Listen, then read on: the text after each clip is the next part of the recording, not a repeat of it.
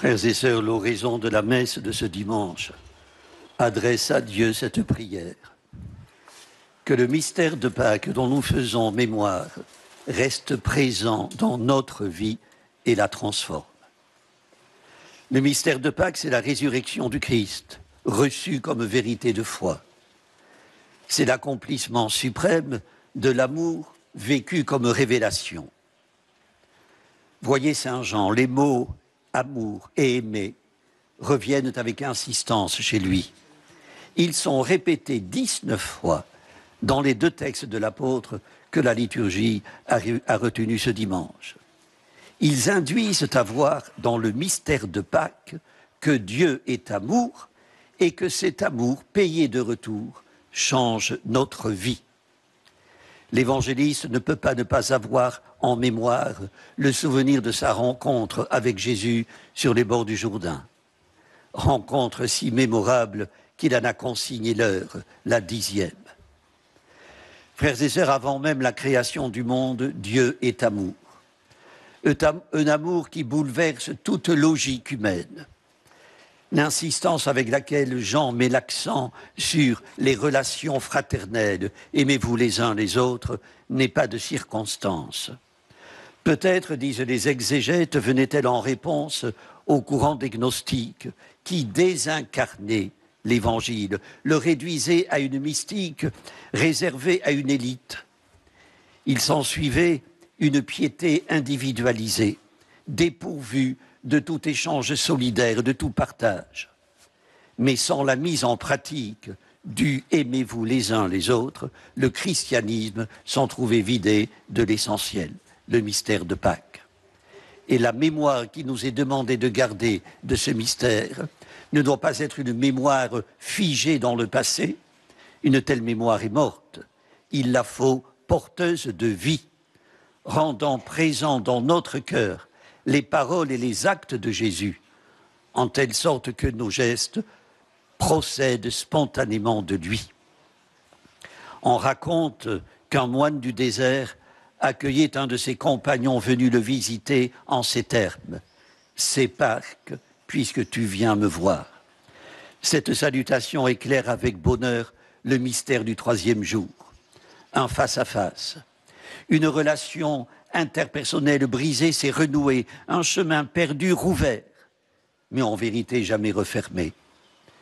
Frères et sœurs, le mystère de Pâques nous délivre des sépulcres où nous étions ensevelis et il nous remet debout.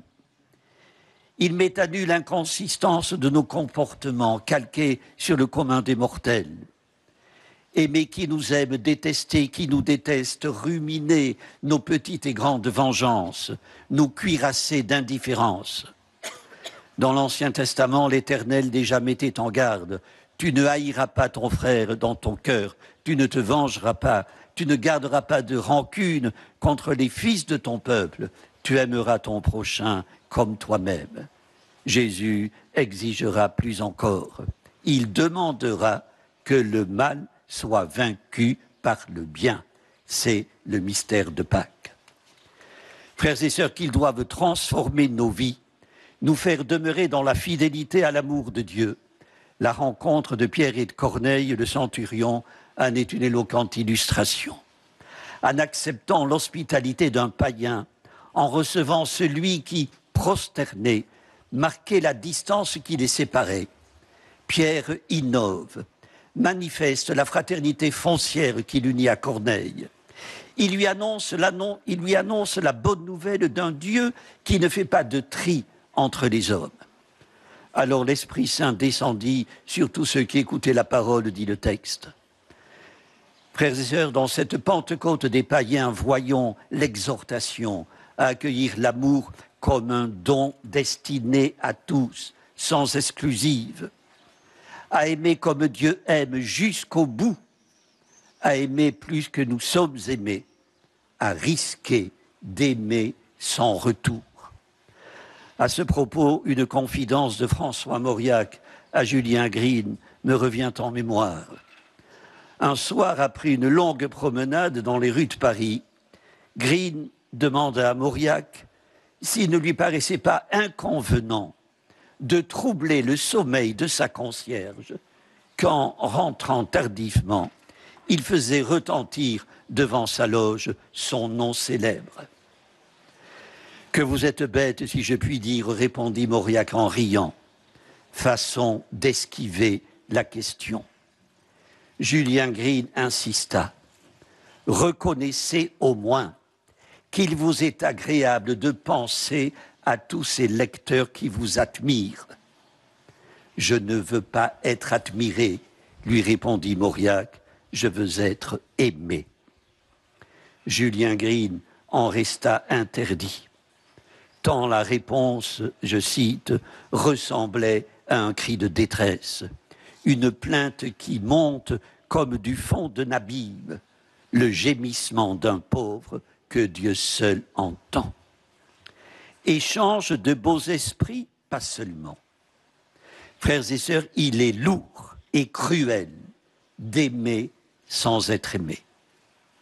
L'amour pardonne tout, sauf une seule chose, disait le père Lacordaire, c'est de ne pas être aimé.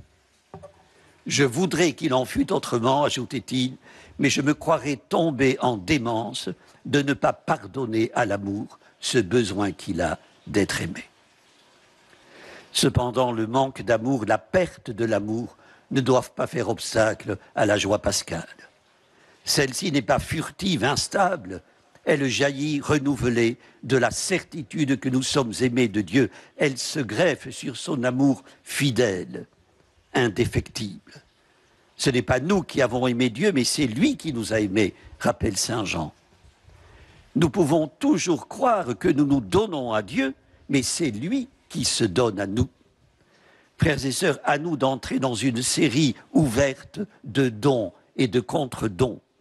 Le don reçu doit être retourné, transmis à tous, car un amour sélectif ne procède pas de Dieu, ne ressemble pas à l'amour de Dieu. Fratelli tutti, nous rappelle le pape François. Frères et sœurs, que le mystère de Pâques ouvre nos cœurs. Ne restons pas barricadés comme les disciples au Cénacle. Le cloisonnement, on peut y prendre goût. Le confinement aussi. Il a d'autres effets que ce que l'on dit éprouver. Le cloisonnement est indice de dureté de cœur, de refus de se laisser aimer. Que la Vierge Marie, exemple d'audace, nous aide à nous en remettre au Père. De goûter en lui la joie d'aimer comme il nous aime. Amen. Prions le Seigneur.